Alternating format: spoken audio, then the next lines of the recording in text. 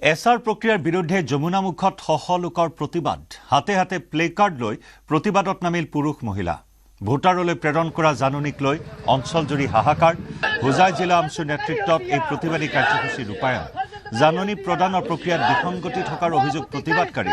বৈধ ভোটাৰকো স্পষ্ট কাৰণ নোহোৱাকৈ জাননী প্ৰেৰণ কৰাৰ অভিযোগ সাধাৰণ জনতাৰ মাজত আতংক আৰু বিভ্ৰান্তিৰ সৃষ্টি হোৱাৰ অভিযোগ শহ ভোটাৰৰ নাম পুনৰীক্ষণ কৰাৰ দাবী প্ৰতিবাদকাৰীসকলৰ ন্যায়সংগত সিদ্ধান্ত গ্ৰহণ কৰিবলৈ প্ৰশাসনক জনালে দাবী সমস্যাৰ স্থায়ী সমাধান নকৰিলে আন্দোলন অধিক তীব্ৰতৰ কৰাৰ হুংকাৰ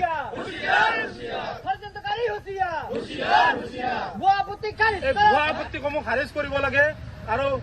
যিসকল বিষয়াই এই ধৰণৰ কাৰ্যকলাপত হাত উজান দিছে তেওঁলোকৰ বিৰুদ্ধে বিহিত ব্যৱস্থা গ্ৰহণ কৰি প্ৰকৃত ভাৰতীয় ধৰ্মীয় সংখ্যালঘু যিসকল মুছলমান লোকসকল আছে এই লোকসকলৰ ভোটাৰ তালিকাত নাম কৰ্তনৰ যি ষড়যন্ত্ৰ আছে অতি শীঘ্ৰে বন্ধ কৰিবলৈ আমি স্পষ্টভাৱে দাবী জনাইছো বিভিন্ন জাতি জনগোষ্ঠীৰ মাজত ভাগ ভাগ কৰাৰ এক ষড়যন্ত্ৰ লিপ্ত হৈছে গতিকে এই ধৰণৰ লিপ্ত বন্ধ কৰি ভুৱা আপত্তিকাৰীসকলৰ আপত্তি খাৰিজ কৰিব লাগে ভুৱা আপত্তিকাৰীসকলৰ বিৰুদ্ধে কঠোৰ ব্যৱস্থা গ্ৰহণ কৰি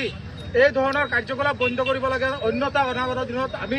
ইয়াৰ বিৰুদ্ধে তীব্ৰ প্ৰতিবাদী কাৰ্যসূচী হাতত